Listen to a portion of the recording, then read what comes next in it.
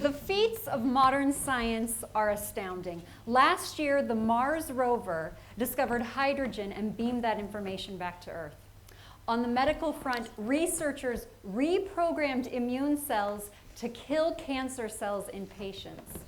In other news, a man claims to have grown back his severed fingertip using pig collagen. Another man controlled a bionic arm with his mind. And my son has mastered teleportation. Our scientific imaginations know no bounds. The mantra of the modern age is, if you can dream it, you can achieve it.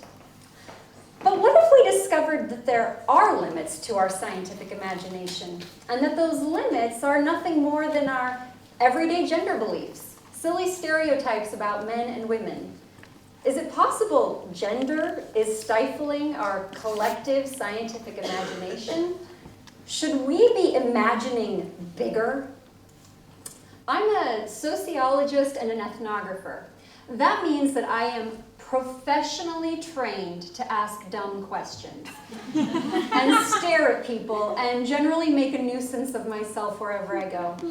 As ethnographers, we're trained to observe people, listen to them, and try to understand how they make sense of their social world. Then we take that information to policymakers, educators, innovators, other social scientists, and the general public in order to explain the norms, beliefs, and values that guide human behavior.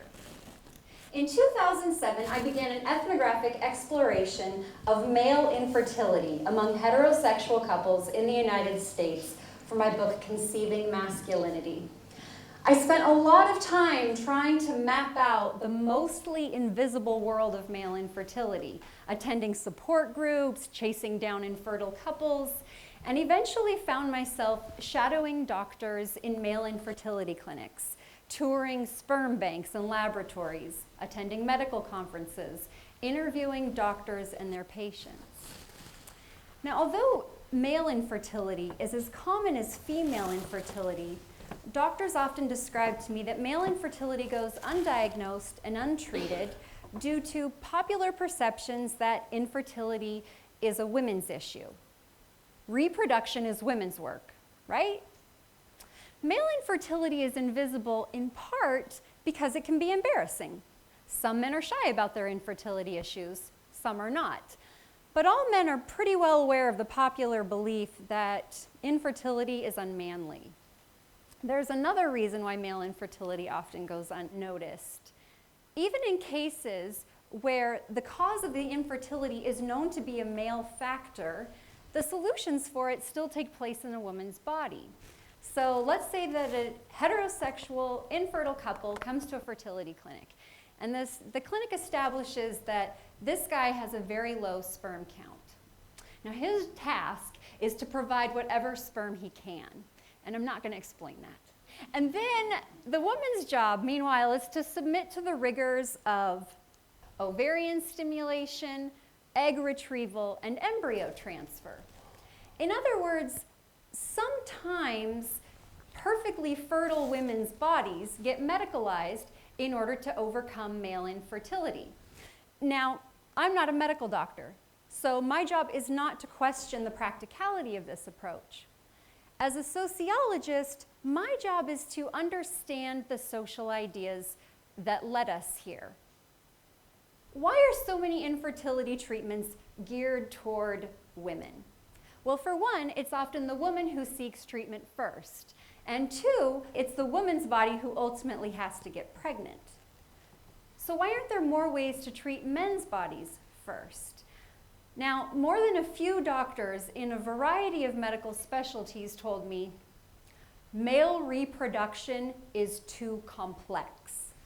Like I said, I'm not a doctor, a medical doctor. I don't even play one on TV.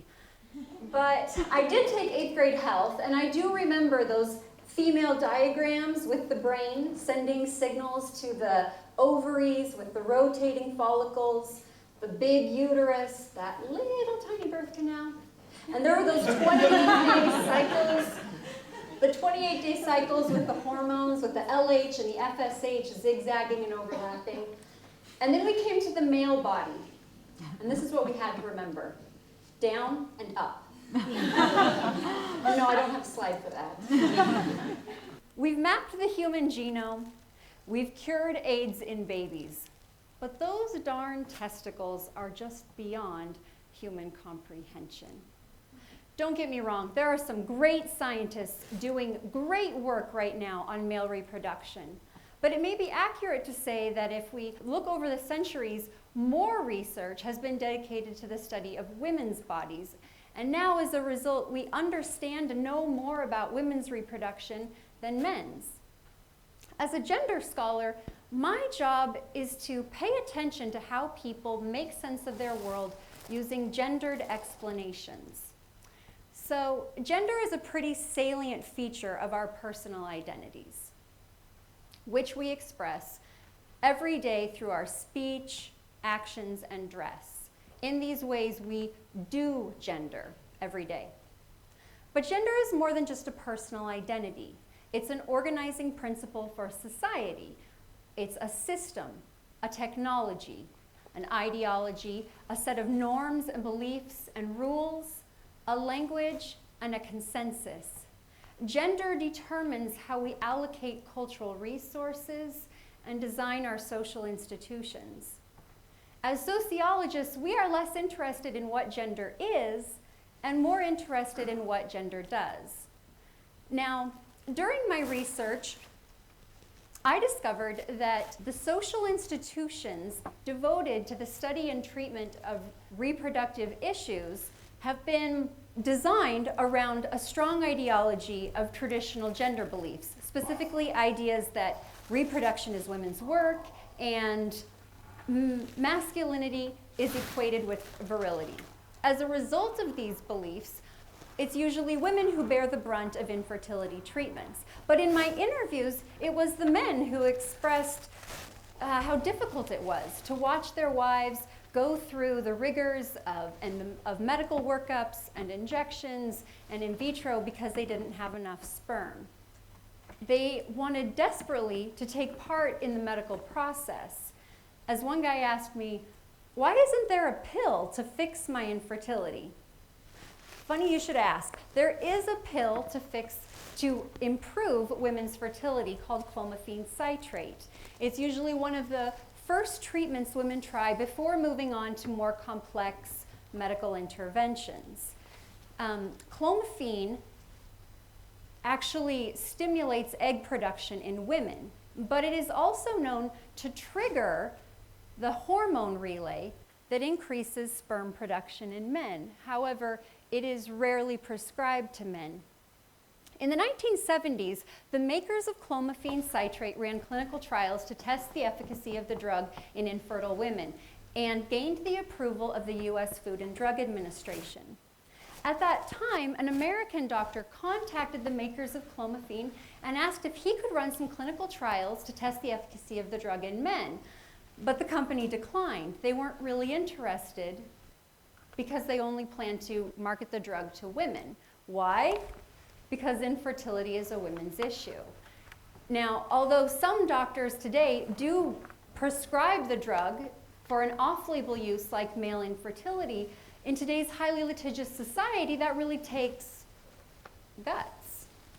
Behind the scenes in the story of clomiphene citrate were doctors and scientists, business and market analysts, and the general consensus among them, or the gender consensus, was that infertility is a women's issue and that reproduction is women's work.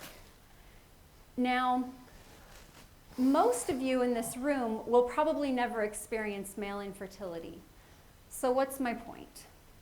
My point is that science is shaped by social ideas, and progress can be impeded by something as seemingly benign as gender. When gender and science come head to head, something's got to give, and it's not gender. Outdated gender beliefs are pervasive and unrelenting, and they wheedle their way into science. Now, in the 1970s and 80s, some asked the question, why don't we have a male contraceptive pill? As social historian Nellie Odeshorn recounts, scientists argued that their work simply reflected fundamental biological differences between the sexes. Sound familiar? Finally, Harvard scientists conceded that a male pill would be possible and probably even more practical, but the science was too far behind. Decades later, we still have no male pill. In the 1990s, Emily Martin, an anthropologist, discovered that laboratory technicians were invoking stereotypes of heroic masculine figures rescuing damsels in distress in order to explain the interaction between sperm cells and egg cells. Not surprisingly, this fairy tale paradigm set the study of human gametes in the wrong direction. Now, all of my examples are about gender and reproduction, but I imagine that other social beliefs are hindering science in ways we have not yet realized. Most of our gender beliefs are fairy tales, magical stories spun from body hair and breast tissue, penises and vaginas. The fact is, men and women are not as fundamentally different as often presumed. Humans of all genders are remarkably similar in our aptitudes and abilities and our physical and emotional needs. Attitudes and behaviors and health status and cognitive function actually reflect gender differences in our upbringings and gender differences in our access to resources and opportunities. Our social ideas may be hindering other fields of science in ways we have not yet realized. So my message to a world that loves to dream big is this: scientific progress relies on social progress. Every day you do gender, and you are a powerful player in the gender system. You can choose to invoke traditional gender ideology, drawing on outdated stereotypes, or we can abandon those stereotypes and teleport to a world where everyone is equally valuable to every human endeavor. Now, it is time to broaden our sociological imagination so that our scientific imagination has room to stretch and grow. Let's let our scientific imaginations run wild. Thank you.